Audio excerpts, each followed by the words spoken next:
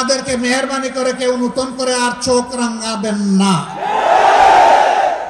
তো জালিম সরকার কেড়ে নিয়েছিল, সেই জুলুম আপনারাও কি আমাদের উপরে করবেন নাকি একই লড়াই করার জন্য প্রস্তুত আছেন?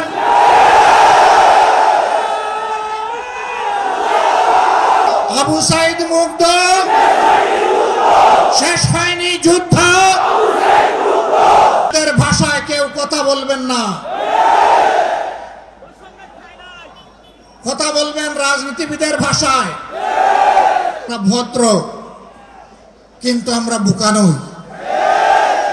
আমাদের ভদ্রতার এই উপহারকে কেউ যেন দুর্বলতা মনে না করেন।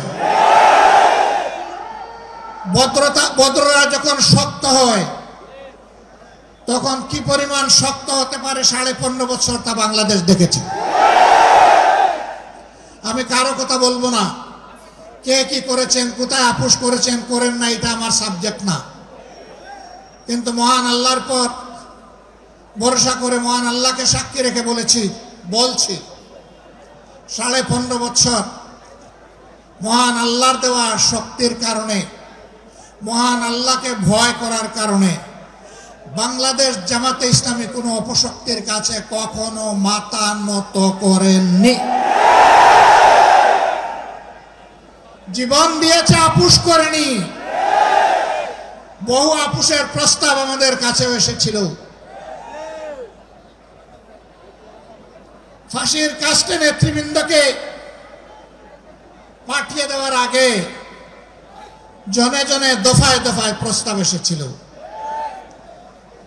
বাংলাদেশের জনগণ জানে জীবিত অবস্থায় আল্লাহর সেই নেক বান্দারা, বাংলাদেশের বীর সন্তানেরা, তারা ওই সমস্ত প্রস্তাবগুলোকে পায়ের তলে ফেলে দিয়েছিলেন। আমরা তাদের উত্তরসূরি। সুতরাং মেহেরবানি করে আমাদের আর ধৈর্যের পরীক্ষা নেবেন না, তাকে মুক্তি দিন। কেন আমাদের নিবন্ধন আটকে রেখেছেন? নিবন্ধন তো জালিম সরকার কেড়ে নিয়েছিল, সেই জুলুম আপনারাও কি আমাদের উপরে করবেন? এই জন্য কি হাজার জনতা জীবন দিয়েছে, হাজার হাজার মানুষ পঙ্গুত্ব বরণ করেছে, আবারও সেই বৈষম্য দেখার জন্যে। আমরা বাংলাদেশের মাটিতে আর কোনো বৈষম্যকে বরদাস্ত করব না। সকল বৈষম্যের কবর রচনা না হওয়া পর্যন্ত আমাদের আন্দোলন অব্যাহত থাকবে ইনশাআল্লাহ। আমি প্রিয় সহকর্মীদের কাছে জানতে চাই, 15.5 বছর জীবন দিতে যেমন ভয় করেন নাই, গুলির সামনে বুক পেতে দিতে ভয় করেন নাই, সর্বশেষ জুলাই আন্দোলনে শরিক হয়ে যেমন করে দেশপ্রেমের দায়িত্ব এবং দেশপ্রেমের প্রমাণ পেশ করেছেন, একটি মানবিক বাংলাদেশ, বৈষম্যহীন বাংলাদেশ গড়ে তোলা পর্যন্ত আপনারা কি একই লড়াই করার জন্য প্রস্তুত আছেন?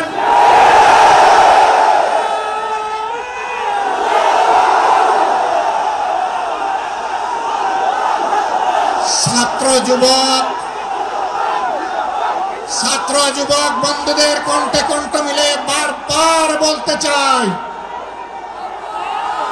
আবু সাইদ মুক্ত, আবু সাইদ মুগ্ধ, শেষ হয়নি যুদ্ধ। এই যুদ্ধ চলবে ইনশাআল্লাহ। আমাদেরকে মেহেরবানি করে কেউ নতুন করে আর চোখ রাঙাবেন না। ফেসিবাদের ভাষায় কেউ কথা বলবেন না, কথা বলবেন রাজনীতিবিদের ভাষায়।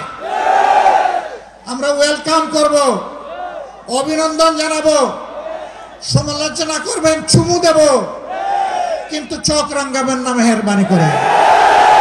এই সংগঠন কারো চোখ রাঙানোর পরোয়া করে না।